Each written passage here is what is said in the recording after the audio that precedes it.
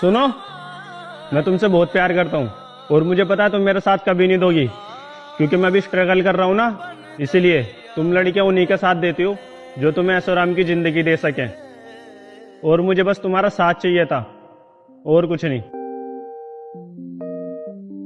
रब्बा तू ही जाने मेरा हाल, दिल नहीं लगदा,